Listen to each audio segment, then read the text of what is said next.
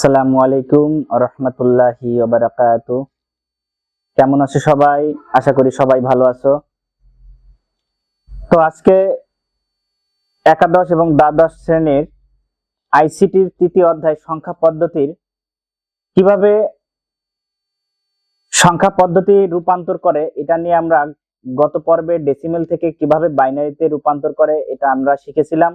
তো এই পর্বে আমরা শিখব ডেসিমেল থেকে কিভাবে অক্টাল সংখ্যায় রূপান্তর করে। চলো আমরা দেখে আসি কিভাবে ডেসিমেল থেকে অক্টাল সংখ্যায় রূপান্তর করে। তো আমাদের ডেসিমেল থেকে অক্টালে রূপান্তর করতে হবে, অর্থাৎ ডেসিমেলের বেস সংখ্যা 10। এজন্য আমরা একটা সংখ্যা 99.10510 এটা ডেসিমেলে আছে, ডেসিমেল থেকে আমাদের অক্টালে রূপান্তর করতে হবে। তাহলে যেহেতু আমাদের অক্টালের বেস 8, অক্টালের বেস কিন্তু 8, সুতরাং রেডিক্স পয়েন্টের বাম পাশে আমাদের যে পূর্ণ সংখ্যাটা দেওয়া আছে এই পূর্ণ সংখ্যাটাকে বেস সংখ্যা অর্থাৎ 8 দিয়ে ভাগ করতে হবে এবং রেডিক্স পয়েন্টের ডান পাশে 105 দেওয়া আছে, ওইটাকে 8 দ্বারা গুণ করতে হবে। চলো আমরা দেখে আসি। 99 এটাকে যখন আমরা অক্টালে রূপান্তর করব বরাবরই মতোই 8 দ্বারা আমাদের ভাগ দিতে হবে। তোমাদের অবশ্যই ক্যালকুলেটর ব্যবহার করবা। 99 কে যখন আমরা 8 দ্বারা ভাগ দিব তখন কিন্তু আমাদের যে মানটা আসবে ভাগফলটা নিচে লিখব এবং পয়েন্ট সামথিং যেটা থাকবে তার সাথে 8 দ্বারা গুণ করলে যে মানটা পাওয়া যাবে সেটা অবশিষ্ট থাকবে। তাহলে আমরা এখানে লিখব অবশিষ্ট। 99 কে যখন 8 দ্বারা ভাগ দিব তখন 8 12 96, 8 আর 12 গুণ করলে আমাদের আসে 8 12 96। তাহলে আমাদের অবশিষ্ট থাকবে 97 98 99 3। তাহলে আমি এখানে লিখলাম 3। আবারও 8 দ্বারা যখন আমরা 12 কে ভাগ করব 12 এর মধ্যে 8 কিন্তু একবার যায়, তাহলে আমি এখানে লিখলাম 1। 8 কে 8, অবশিষ্ট থাকে কত? 12 থেকে 8 বিয়োগ গেলে 4 থাকে, তাহলে এখানে আমরা অবশিষ্ট লিখলাম 4। এবং 8 কে আবারও যদি 1 রে ভাগ দিতে হয় তাহলে কিন্তু 1 এর মধ্যে ভাগ যায় না। যদি কখনো বেস সংখ্যা থেকে ভাগফল যেটা থাকবে সেটা যদি ছোট হয় তখন একটাই নিয়ম, সেটা হচ্ছে 0 গুণ করবা সবসময় বেজের সাথে।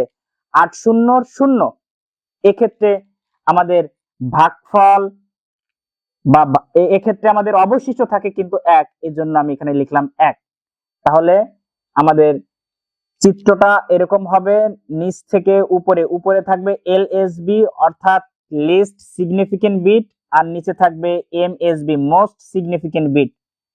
99 10 কে অক্টালে রূপান্তর যেহেতু করছি আমাদের 1 4 3, তাহলে লিখলাম 1 4 3 এবং 8। এটাই ছিল কিভাবে দশমিক থেকে অক্টালে রূপান্তর করে। তো অপরদিকে ভগ্নাংশ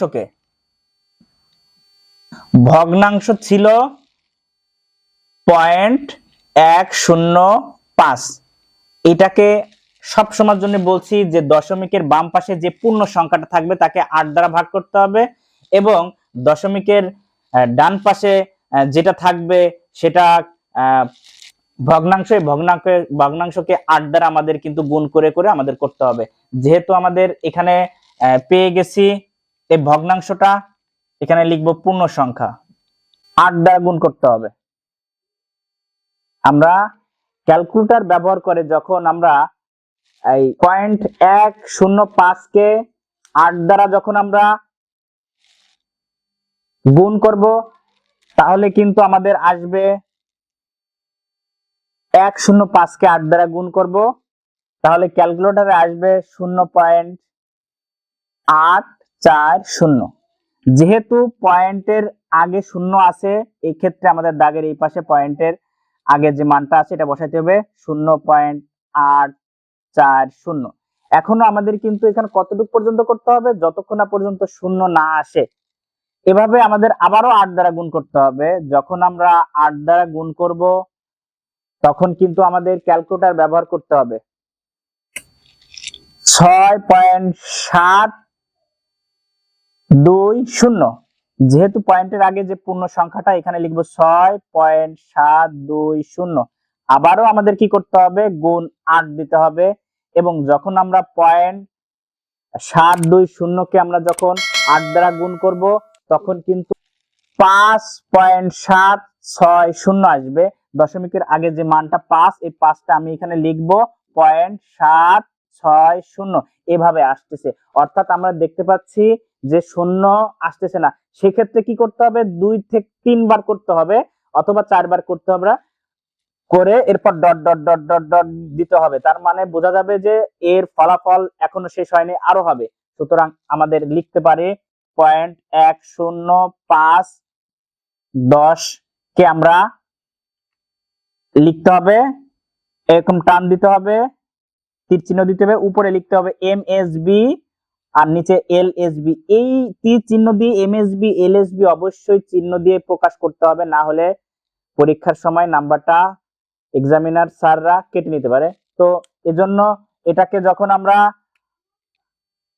ডেসিমেল থেকে অক্টাল সংখ্যা পদ্ধতি করা হয়েছে 0.0658, তাহলে আমরা টোটাল যে সংখ্যাটা 99.105 এই ডেসিমেল থেকে অর্থাৎ দশমিক থেকে অক্টালে নেওয়া হয়েছে।